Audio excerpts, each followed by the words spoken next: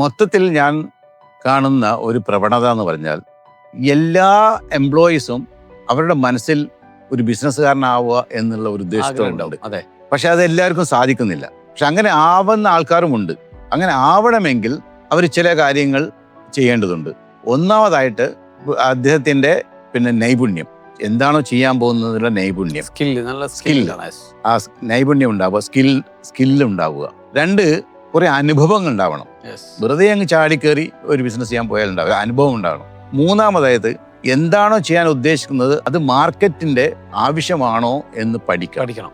4-മതായിട്ട് ഒരു business plan ഉണ്ടായിരിക്കണം. ഏറ്റവും അവസാനവും ഏറ്റവും ഇമ്പോർട്ടൻറ്റുമായെന്ന് പറഞ്ഞാൽ ഒരു സാമ്പത്തിക സ്രോതസ് അല്ലെങ്കിൽ അതിനുള്ള ഭദ്രത ഉണ്ടായിരിക്കണം. ഇത്തരം കാര്യങ്ങൾ ആദ്യമായി ഉണ്ടാക്കി വെച്ചിട്ട് മാത്രമേ ചാടി ഒരു ബിസിനസ്സിലേക്ക് ഇറങ്ങേണ്ടതുള്ളൂ എന്നാണ് എൻ്റെ അഭിപ്രായം.